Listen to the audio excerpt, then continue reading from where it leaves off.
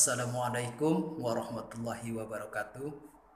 Perkenalkan, nama saya Fadlian Tommy, asal saya dari Bandar Lampung. Lulusan sekolah SMA Maldo Pusat Menes, Pandeglang, Banten.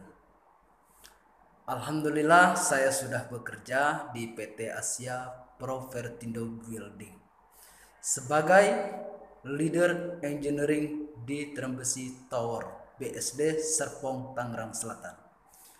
Yang mana semua ini saya telah mengikuti pelatihan mechanical, electrical, plumbing, HPAC bersama di PT Mino Karya Sejati. Salam sukses dari saya, terima kasih. Kembali kita di pelatihan engineering. Hari ini kita belajar mengenai sistem brake eskalator dan sistem pelumas eskalator. Ya, jadi teman-teman harus bisa memahami bagian-bagiannya dulu. Ya, di bagian sistem brake eskalator itu ada sistem mekanik. Jadi di sebelah kiri dan sebelah kanan itu ada sistem kanvas untuk rem, ya, mengerem. Jadi ada satu motor listrik menggerakkan suatu puli. Nah, puli itulah yang akan direm menggunakan kanvas, ya, menggunakan beberapa metode. Ya, kita lihat itu kanvas kiri dan kanvas kanan. Settingannya di situ, di per tadi itu, ya. Nanti ada ukurannya, ini ukuran lama. Jadi kita pakai ukuran lama.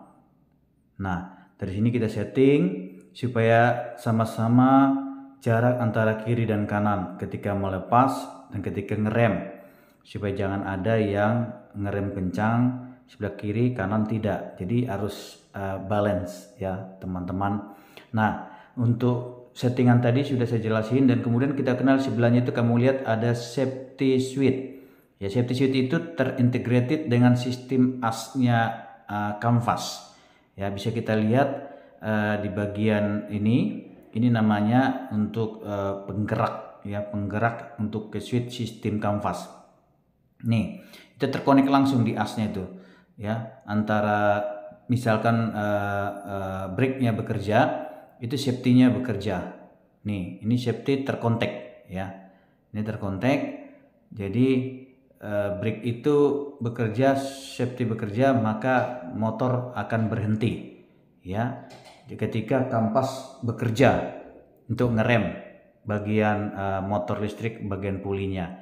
Nah, di sini ada metode untuk engkol untuk mengoperasikan sistem brake dan engkol. Lihat itu kontaknya, ya, bisa kita buktikan dia mengontak switch, ya, safety switch yang sebelah hitam dekat per itu. Kalau teman-teman lihat itu ada bentuk safety switch, ya, ada per sebelah kiri ini, ya, di sebelah kanan itu ada yang hitam itu adalah safety switch terhubung di as tuasnya kanvas. Nah, as kanvas itu terhubung ke sistem motor untuk drive-nya ini kan ada di ongkel, ya.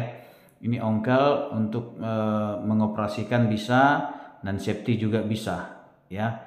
Jadi fungsi dari sistem brake ini ketika eskalator berhenti, maka dia akan mengerem, ya. Kemudian nanti setelah mau aktif lagi, remnya akan melepas, kemudian motor bergerak lagi untuk menggerakkan puli sehingga eskalator bergerak jalan.